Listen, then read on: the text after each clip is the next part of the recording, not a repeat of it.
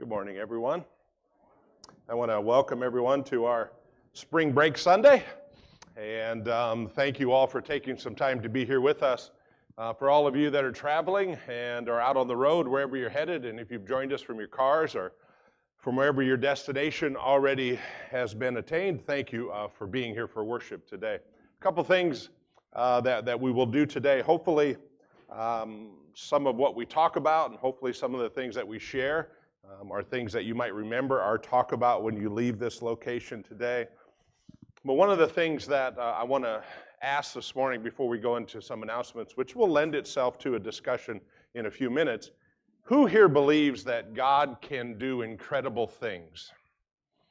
Who here believes that God sometimes inspires things to be created that we might not have ever even thought of asking or imagining?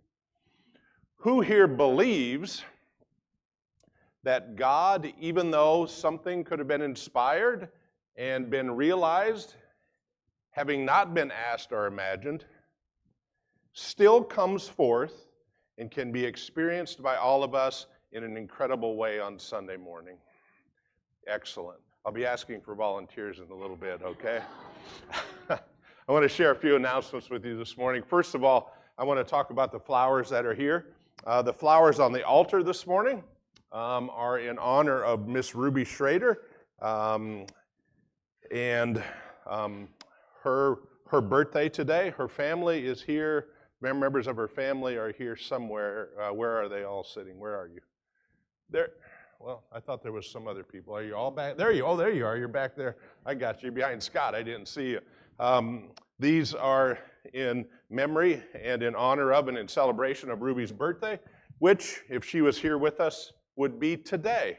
And today would have been her birthday as well. So congratulations and thank you for sharing those flowers today. The flowers that are here are in honor of Jim and Hilda Donner's anniversary. So Jim and Hilda are celebrating another anniversary with us today. Hilda, what number is this anniversary? 58. 68, yeah. I was going to say, yeah, you lost 10 years in there or something like that. You're like, say, man, 68 years. 68 years married together, so congratulations. Thank you for spending part of your special day with us. We really appreciate it. The flowers here are given by members of your family in celebration of this day. A few announcements and then a few things about, I'm sorry, I want to go back one. I want to mention Ann Nicholson, who is home from the hospital, and then Michael Klink's fiance, Megan, her father had a complication from a surgery that he had, was back in surgery yesterday, but is doing pretty well, and there's a lot of relief with the family. So thank you for letting me know, and got in touch with Megan, got a chance to talk with her. Michael and Megan will be getting married this summer, so it'll be another great celebration. I'm glad that her dad will be able to be here with her to celebrate. A few announcements, again, on Tuesdays and Thursdays. If you'd love to join us, we'd love to have you. Here's a little bit about Wednesday night. This is our last Wednesday night gathering, and it's going to go a little bit different. We'll gather for our regular meal at 6 o'clock, and that'll take place downstairs. So come at 6 o'clock. We'll do everything just like we normally do. Everything's the same. Have dinner with us, a great community gathering, visit, talk. At 7 o'clock, we'll come upstairs to the Sunday school hall, and we'll have things set, and we'll go through the ritual again of the Seder meal. We talked about that a little bit last Wednesday night, and we'll actually experience some of that at 7 o'clock. If you have any questions, you can be in touch with me, or you can be in touch with Nancy or Steve, who will be helping make that happen on Wednesday evening. On the 2nd, next Sunday, will be Confirmation Sunday. We'll be here with our confirmands, and we'll be celebrating their confirmation. You'll hear their faith statements, and then we'll also have the whole confirmation rite and ceremony as well on next Sunday, which is also Palm Sunday. Following Palm Sunday, we get into all of our Holy Week services. And Monday, Thursday, Good Friday. In the midst of that, we've been asked to consider participating again with Sleep in Heavenly Peace. They are doing another community build on the 8th of April. That's a Saturday, and it goes from 8 to noon. If you'd like to join us, there's a sign-up sheet so I can let them know approximately how many people we will be bringing. When we did this for the first time in January, I had mentioned that we would want to participate again when there was lower participation or they didn't feel like they had the numbers that they normally did. This will be one of those build times where their volunteer numbers are down.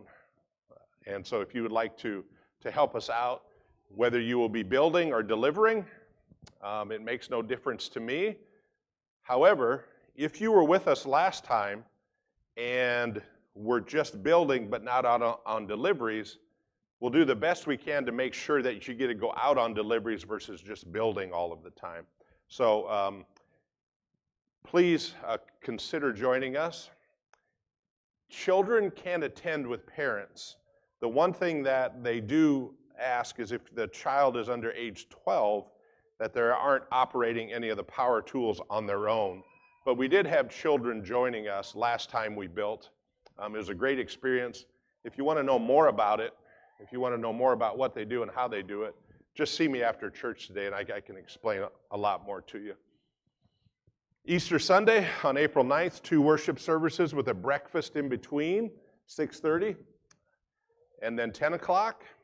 One of the themes that we are promoting for Easter Sunday is dress your best. And so I thank you, all of you who've sent me some interesting photos about the dress that you might be wearing, or the suit that you might be wearing, or even the outfit that you hope I would be wearing. I thank you for that. We're trying to create a celebrative atmosphere, setting on Easter Sunday that is done in a way that we all might enjoy, kind of like we do the Ugly Sweater Sunday during Advent leading up to Christmas.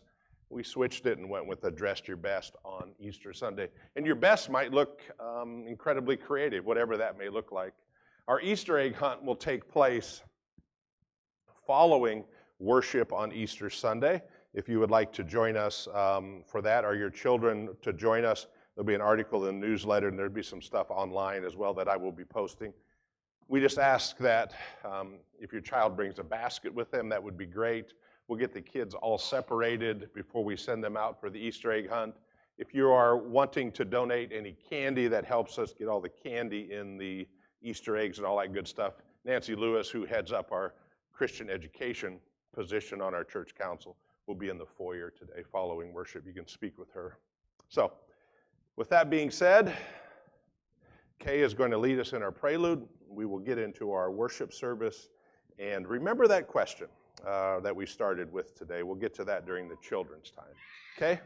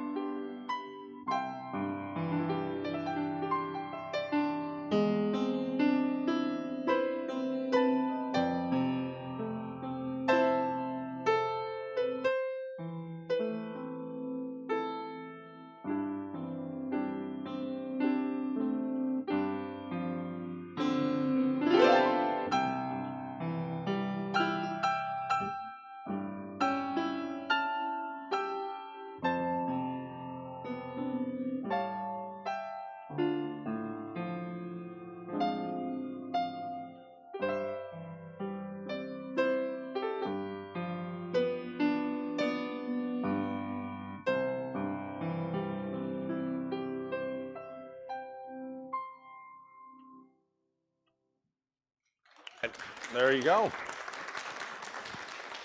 Good job. I want to invite everybody, if you would like to stand, we'll join together in a prayer, and then we'll sing together our opening hymn.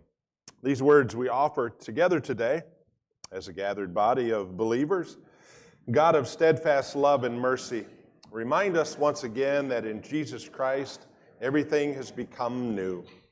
Far too often, things seem as if they've always been. Old habits die hard. Difficult situations linger. Failures from our past linger. Open our eyes to its presence in our lives. Call us forth to claim this newness, that we might be healed and made whole. Amen. Let's sing.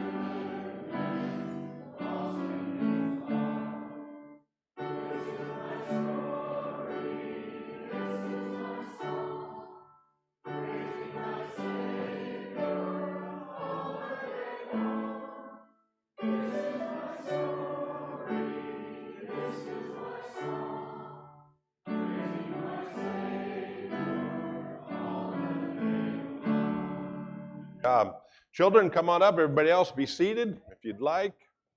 All right. Oh, come on. We're going to need some help with the offering when we leave here, okay? So go ahead and grab it when you go. You don't need it right now because we're going to try to do some things. Come on, Eliza. Come on, girl. Yeah. Come on. Come on. Yeah. They're waiting for you up here. Did you see them hear them calling your name? Get your step. You always got to be the center of attention. You always got to come up and take your time. Oh, there's somebody coming behind me here. Forgot. Yeah. Good job. Thank you all for being here today. Are you about to experience, do you feel like you're about to experience something incredible? Can you feel it? Can you feel the energy? You can't feel it? Can't feel it quite yet? No? Well, what if we do something today that you might not have ever dreamt would happen? How would you feel about that?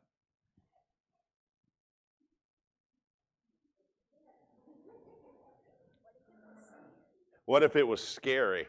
It won't be scary. It won't be scary at all. What other questions might you have? I hope it will be fun. Yes, I hope it will be fun. Yes.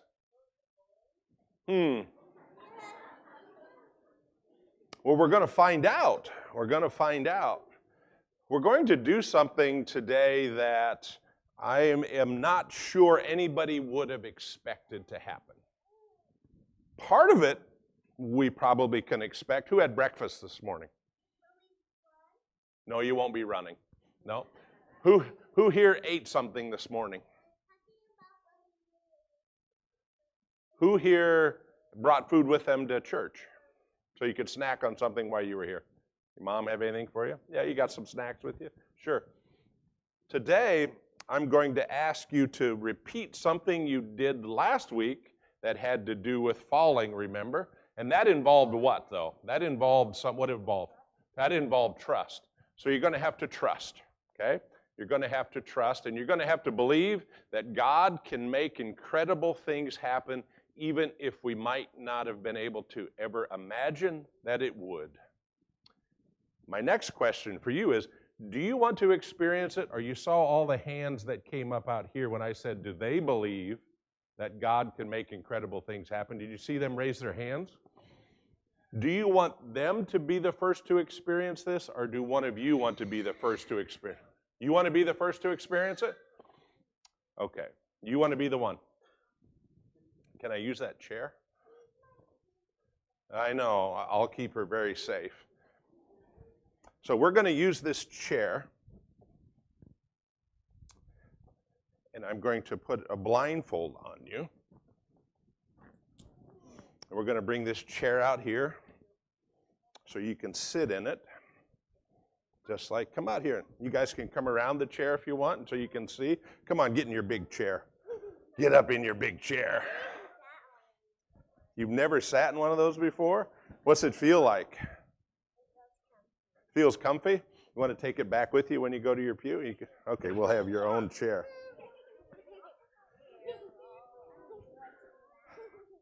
All right, can I put this on you? You sure? All right. Let's put this on. Let me tie it real easy.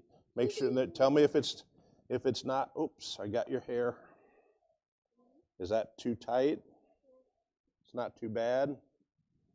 Can you see anything? You can't see anything. Can we at least, there, can we see your mouth? Good, okay, we can get it. All right, excuse me a second. I brought something with me today that you're going to taste, okay? Can you open that for me? And everybody here will get a chance to taste this if they would like. Are you okay with tasting something? She has celiac disease. It can't be ice cream? Maybe. You can't do it. I ate it last night and was okay, but I'm not worried about the taste. Gotta take a look at it. It's gotta be gluten free.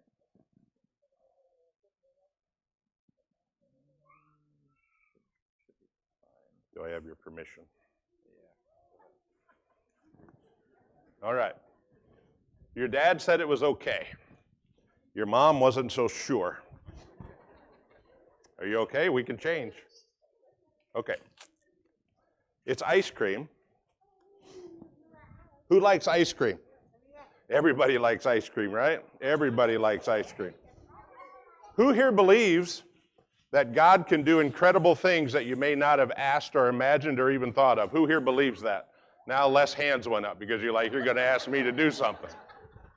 Do you have one of those open for me? All right. You forgot what I said. Are you ready for your, oh, can I see your mouth? Are you ready for your first taste of this ice cream? Oh. Can somebody help hold that up? All right, here, I'm not going to give you a big bite. It's just a real little bite. Are you ready? Yeah. Here it is, right here. Taste it. What do you think of it? It's good?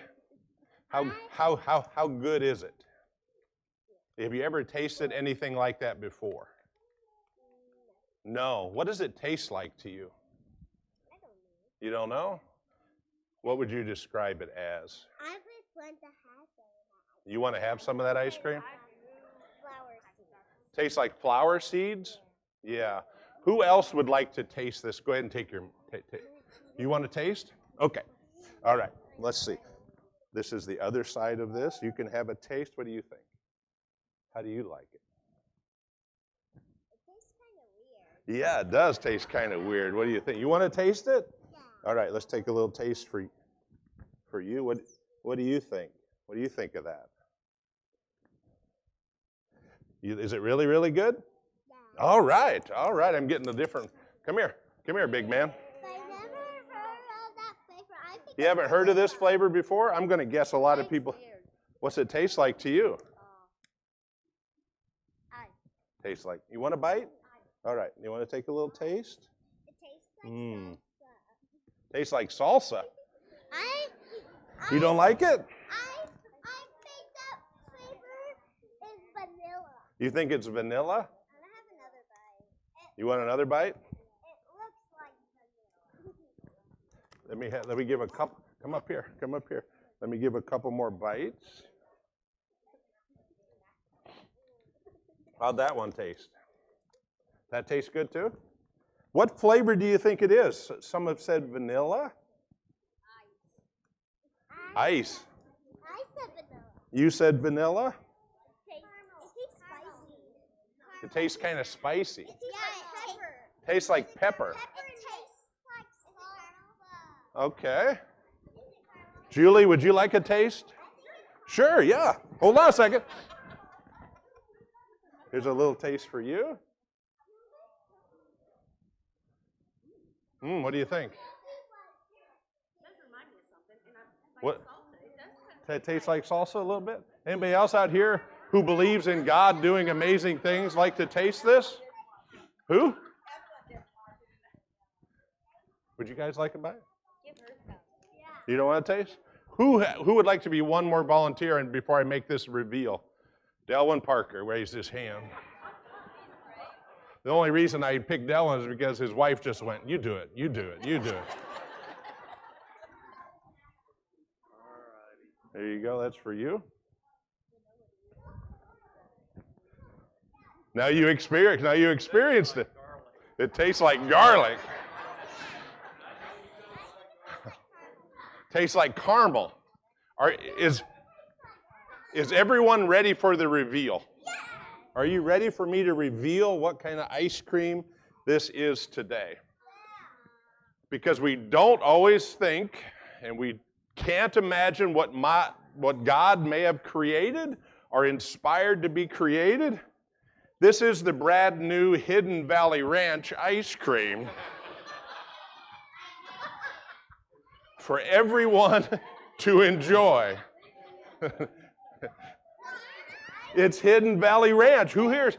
Go ahead, sit down. Let's sit down right here, or sit in the chair if you want to. Are you mad at me now for giving you that bite of ice cream? Are you angry at me? You're mad at me? How come? You trusted me. I told you it wouldn't hurt you. You didn't like it at all? It tasted like, now it tastes horrible. You were like, it tastes like vanilla. It tastes like caramel. It tastes good. I want to have another bite. And now that you saw that it's Hidden Valley Ranch, it's horrible and I'm angry at you. How come? It was fun. I had some of it last night too, and I would say that it's interestingly good for a moment and then becomes disgusting. Yes. Yes, I would agree. But it what? Yeah. The reason I wanted to share this is because it's something that you wouldn't expect. It's something that you probably wouldn't guess. And I never would have imagined that someone would make Hidden Valley salad dressing into an ice cream, but they did. Maybe it was just ranch, but they froze it. Maybe it was just a bunch of ranch that got frozen and they decided we should make ice cream with it. I would never think about that if you wouldn't show it to me. I know. And I share it with you because we're going to read a story in a little bit about something incredible that Jesus does that people couldn't have even imagined he could have possibly done. But he does it for a really good friend of his. We're going to hear about that story, and we're going to talk about that story. And for any of you, since you were such great participants, that would like your own remaining carton of Hidden Valley Ranch ice cream, I'm offering this to you. Would you like it? Come and get it. You have to go put it in the refrigerator or freezer so you and your entire family can enjoy it when you get home. Or if you'd like some little things to take to taste it with your family, grab some of those and you can eat it while you're listening to the sermon, okay? All right. Excellent. Remember, I need 4 of you to help me with the offering when we finish here. So go over and get those offering plate. Don't get them now, and we'll share in it. We want to do offering? Yep. Go over and get a tray, and then we'll share in a prayer. Are you ready? Let's pray a little bit. Dear God, thank you for helping us to trust that sometimes you might create and even inspire something that we couldn't even imagine. Amen. All right. Good job, everybody. Make sure we get 4 volunteers.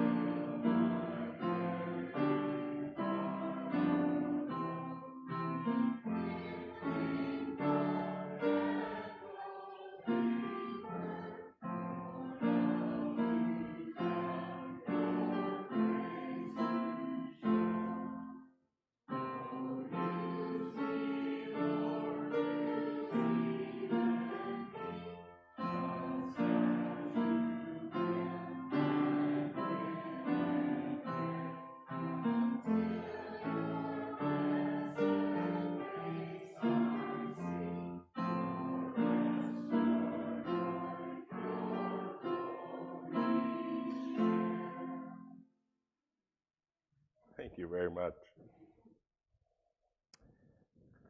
I'm going to share a text message and I'll tell you a story. From Omaha, Nebraska,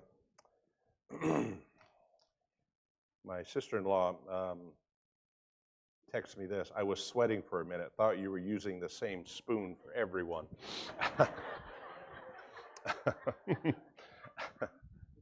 Delwyn, what'd you think of the ice cream? It was very good. Julie, what do you think? You need a drink or something. Can we get a little bottle of water up here in the front row for Miss Julie? Very garlicky in the beginning, and then not too bad, right? Then it's like, that tastes not too bad. And then after, you're like, why did I do it? It lingers. Yeah, it lingers. I saw that this product was becoming available a couple weeks ago, and I thought it would be a great idea to do something like this as a way to, and I wanted to do it early, but it was difficult to find the product. It's available at your local Walmart. Somebody's got candy going to Julie, and that's right. That's right. We got an AED machine in case there's another issue. All kinds of things could happen. It's available at your local Walmarts. And if you'd like a container, I bought 3 of them, one for myself, one for the church, and I gave one to Justin and Nikia, who have not yet tried it, I understand. After the experience today, it may show up in their garbage on Monday to be picked up. There were only 4 ice cream containers available on Friday evening, I will have you know. So I don't know if they didn't have very many or it is the novelty. I am not sure. Anyway, thank you for not raising your hands after you realized what the product was. Your belief in Jesus went way down after you knew about Hidden Valley Ranch ice cream. Hopefully our belief in the power of Jesus and things that He's able to do that might not be expected or even thought of could be rekindled throughout the next 20 minutes or so of this worship service. It's a reading that comes from the Gospel of John.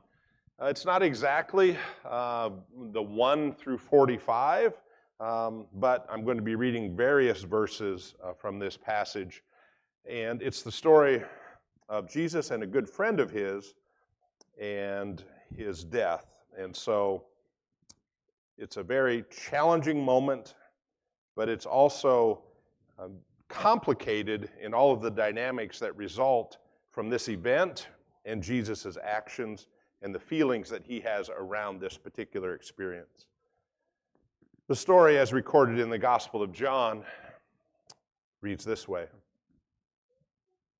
Now a certain man was ill, Lazarus of Bethany, the village of Mary, her sister Martha. Mary was the one who anointed the Lord with perfume and wiped his feet with her hair. Her brother Lazarus was ill. So the sisters sent a message to Jesus, Lord, he whom you love is ill. But when Jesus heard this message or received this message, he said, this illness does not lead to death. Rather, it is for God's glory, so that the Son of God may be glorified through it. Accordingly, though Jesus loved Martha and her sister and Lazarus, after having heard that Lazarus was ill, he stayed 2 days longer in the place where he was. So when he arrived, he found that Lazarus had already been in the tomb for 4 days. Now Bethany was near Jerusalem, some 2 miles away, and many of the Jews had come to Martha and Mary to console them about their brother. When Martha heard that Jesus was coming, she went and she met him, while Mary stayed at home. And Martha said to Jesus these words, Lord, if you had been here, my brother would not have died. But even now I know that God will give you whatever you ask him. And Jesus said to her, your brother will rise again. Martha said to him, I know that he will rise again in the resurrection on the last day. And Jesus said to her, I am the resurrection, I am the life. Those who believe in me, though they die, will they live? And everyone who believes in me will never die. Do you believe this? She said to him, yes, Lord, I believe you are the Messiah, the Son of God, the one coming into the world. When she had said this, she went back and called her sister Mary and told her privately this, the teacher's here and calling for you. And when she heard it, she got up quickly and went to him. Now Jesus had not yet come to the village, but was still at the place where Martha met him. The Jews were with her in the house, consoling her, saw Mary get up and quickly go out. Here's another dynamic to the story, right? Something has happened. Someone has died. Jesus is now in the village. Jewish leaders are already in the home. Someone is leaving to go meet Jesus at another place. They followed her because they thought she was going out to the tomb to weep there. When Mary came to where Jesus was and saw him, she knelt at his feet and said to him, Lord, if you'd been here, my brother would not have died. When Jesus saw her weeping and the Jews who came with her also weeping, he was greatly disturbed in spirit and deeply moved. And he asked, where have you laid him? They said to him, Lord, come and see. Jesus wept. So the Jews said, See how he loved him? But some of them said, could not he who opened the eyes of the blind man last week, our story, have kept this man from dying? Then Jesus, again greatly disturbed, came to the tomb. It was a cave, and a stone was lying against it. And Jesus said, take away the stone. Martha, the sister of the dead man, said to him, Lord, there's already a stench because he has been dead for 4 days. And Jesus said to her, did I not tell you that if you believe, you will see the glory of God? So they took away the stone. And Jesus looked upward and said, Father, I thank you for having heard me. I knew that you always hear me. But I have said this for the sake of the crowd standing here, so that they may believe that you sent me. When he had said this, he cried out in a loud voice, Lazarus, come out. And the dead man came out, his feet, his hands bound with cloth, his face wrapped in cloth. And Jesus said to him, unbind him and let him go. Many of the Jews, therefore, who had come with Mary had seen what Jesus did, and they believed him. And that's where I chose to stop this particular passage. There's a couple other things that take place here, which are rather interesting, that we'll talk about in this time of reflection. But I wanted to share that piece, and I also wanted to move into talking about what it might mean for us today. And I thought about doing it in a couple different ways. In respect to the flowers that are on the altar today, I thought about all of the things that we learn as we go through life that we might not have thought when we first were really learning about what some of the experiences of our lives might really hold for us. When I first became a pastor, one of the most challenging things for me to do was to be with someone who was crying. I never saw Ruby cry. I had been with Ruby when she was starting to become more and more ill and was less and less herself. But at the same time, she was someone, and I said this a few weeks ago when we were talking about Reverend Sherry, those were two people that brought into my life a lot of experience from experiences that they had had that taught me a lot about what it means and what it takes to work in a church. In some ways, it's much like my mother taught me when she told us, we don't want you to come back here anymore. Specifically, she said, I don't want you to come back to this house anymore. You're not going to see me alive anymore. And I said, well, why? And I asked why. And she said, you and everybody else gets to come and see me and say goodbye once. I have to keep saying goodbye to people all the time. And they keep coming. I just want it to stop. You all get to see me, one person. I get to see most of you and hear a lot about what goes on in your lives throughout the week, and there are many of you. And I used to think that it was my job, and a big part of my job, to try to do something to make things better. And one of the things that I really, really struggled with early in my ministry was when people would cry. Tears would make me uncomfortable. I would become emotional myself. What I do as a part of my own practice, before I do a funeral, or before I'm going to do something, or I'm going to share something that I know to be emotional, a lot of times what I do is I sneak over here to the church when I know nobody's here. Nobody's around. Sometimes it's in the evening. Sometimes it's during the day. And I'll either stand here, or I'll stand in the pulpit, or I'll stand out here. And what I do is I imagine you all where you are. Because a lot of you sit in the same seat, so I know where you are. At a minimum, I can imagine the congregation being full of people. And I go through a practice of trying to share what I'm going to share while feeling what I think I'm going to feel when I'm in the presence of a lot of people, and I try to get that emotion out of the way before I'm up front and leading. Sometimes I'm good at that, and sometimes I'm not very good at that. Sometimes other people's tears are accepted by me, and I can understand them, and I can encourage them, and at other times, it's very hard for me to not have my own emotion to be intermixed with their emotion. Early on, I didn't like that so much. I felt it was my responsibility to fix it. It was my responsibility to try to make it stop. It was my responsibility to try to do something that no one would no longer be sad. It was something that I should have been taught, or something that I should be able to do, that someone would no longer have that same hurt. I've changed, at least in that way.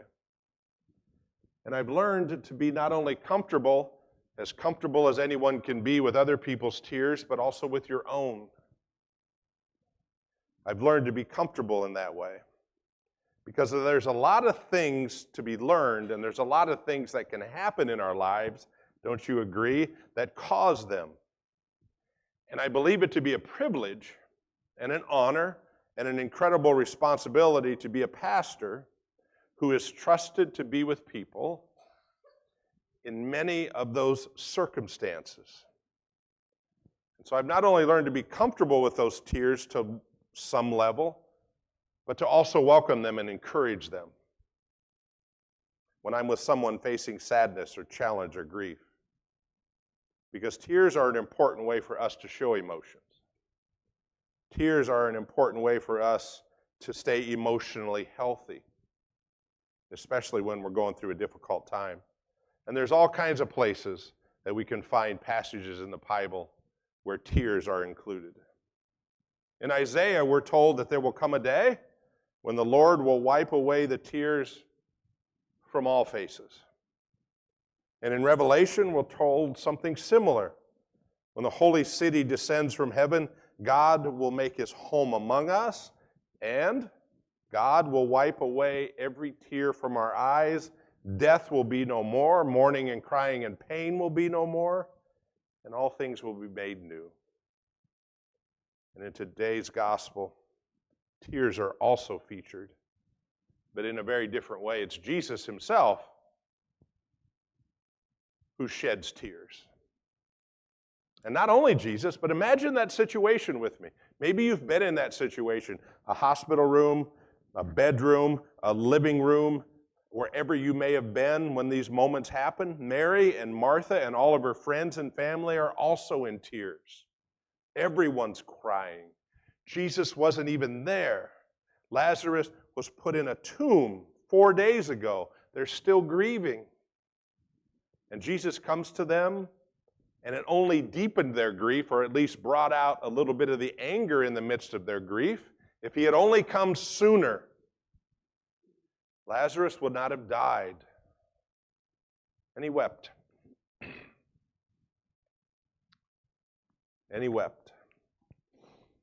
Jesus did not only wipe away their tears, he reminds them of that promise in Isaiah. He wept with them, and he makes this a very different story. A story that I think we can all relate to if we think about experiences in our own lives. But it makes me wonder, and I wanted to share with you this morning some of my thoughts on why Jesus wept. And I think there could be several reasons. Maybe they fit with your own reasons, for the reasons that you have in which you've wept over the loss of something. First, and the most obvious, his friend died, right? That's an incredibly obvious reason for Jesus to have wept. Mary and Martha and Lazarus, they've gone through a lot, and there's a thunderstorm that they are all living through in this heavy, crushing, devastating, and life-changing time. If it was believed, or if you believe that things are all part of a divine plan, that doesn't make the thunderstorm any easier. For them, or for him, or for anyone else, so he wept. And by doing so, he gave everyone who follows him the permission and the freedom to weep too. But I think there's even more behind that story than just the tears. He's giving others permission to grieve as well. And more, I think, than simply grieving over Lazarus' death, I think he's grieving for the change in his own life, the change in the life of his parents. He's weeping for everyone who's had to let go of someone they love. And before the healing begins, they weep. But beyond the weeping, he can also be weeping because he knows the price that he's going to pay for raising Lazarus. The miracle tips the scales, and it not only causes part of his family and part of his friends to be happy. However, by doing so, it tips the scales and angers the religious leaders enough that they begin to get serious about their plot to kill him. He's weeping over what he knows could be the beginning of the end of his life. So think about that with me this morning. By doing what he does, he has a pretty good idea what's going to happen with that community of people who welcomed him into the synagogue as a child. But not just for him, for his mother, for his family, for his disciples, for anybody that's put trust into him. It will test them like nothing else ever has. And this too may be behind the tears. Perhaps it's also because Jesus knows what his friend Lazarus is going to face after he's raised from the dead. Much of the world's happy about this miracle, but just as the religious leaders begin to seriously plot to kill Jesus, they also begin to plot to kill Lazarus. Again, to some, Lazarus is probably now some sort of freak show. He could start going and being in carnivals, right? This guy that lay dead in a tomb for 4 days has been raised. It's also become a symbol of how dangerous Jesus really is. Jesus is weeping in part because he knows that he is getting ready to bring his friend back into this broken world. There are many reasons for us to weep as Jesus wept, as he stands outside the tomb of a good friend. And there's good reasons to do so. Don't let anyone ever minimize your grief. Don't let anyone ever tell you that you should act a certain way when you're in a certain place, if you feel a certain way. But if we just stop there, if that was the end of the story, if that was the end of anything that I shared this morning, we would not have proclaimed the full story. If we stop there, we deny the central promise of the gospel, which does not stay in this thunderstorm. It does not stay in the rain. The gospel moves with us through those thunderstorms. It moves with us through those challenging moments, to those bone-crushing experiences, and always offers hope that the sun will rise again, and that it won't always rain.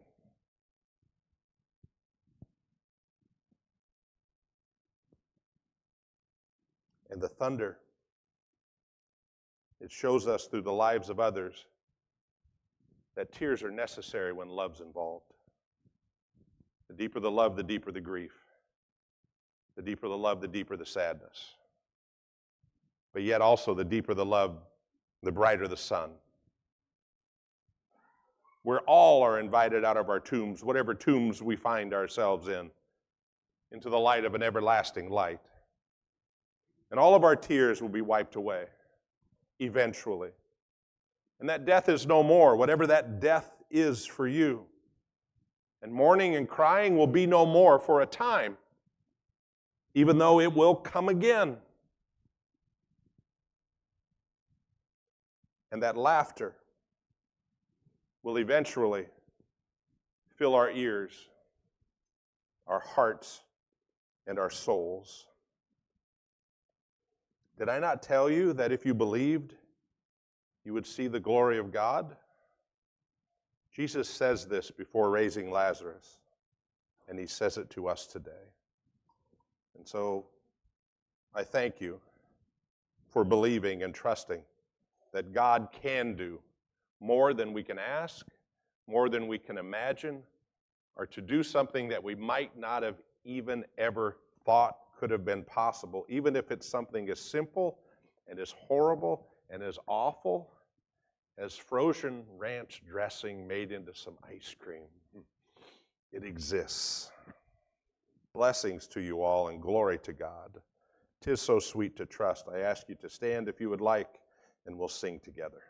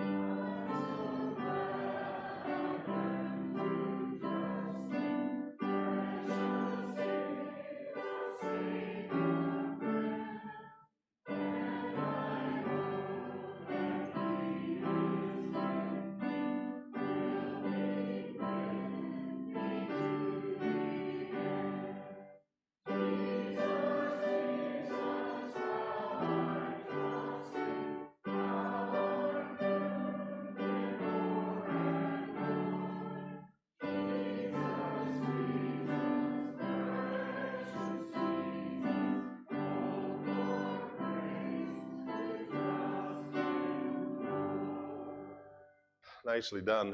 I received a message from a young man, Chase Cornelison, who's watching us from Murray College in his fraternity room today, saying, great service today. Not sure I'll be trying ranch ice cream, though. Let's pray. Dear God, today we've experienced your loving spirit. We have experienced emotions that come from memories that we have of friends and of family who are no longer here with us, yet whose influence on our lives continue yet today. We celebrate with members of our congregation who joined together 60, how many was it, 8 years ago in marriage, and are here with us yet today. We thank you that you have led us into a new beginning and a new opportunity that helps us understand that life, in many ways, emotionally, is a roller coaster. It brings with us thunderstorms, and it brings with us sunrises and beautiful sunsets. It brings with us relationships, and it brings to us new opportunities. Continue to guide us and lead us, and embrace all of the journey for what it is, a blessing from you. We offer this prayer in appreciation. Our Father, who art in heaven, hallowed be thy name. Thy kingdom come, thy will be done on earth as it is in heaven. Give us this day our daily bread, and forgive us our debts as we forgive our debtors. And lead us not into temptation, but deliver us from evil. For thine is the kingdom, and the power, and the glory forever. Amen. May God's blessings be with you today and tomorrow and all of our days. Our worship here this morning at Zion Lippe United Church of Christ has ended. Let our service now begin. Amen.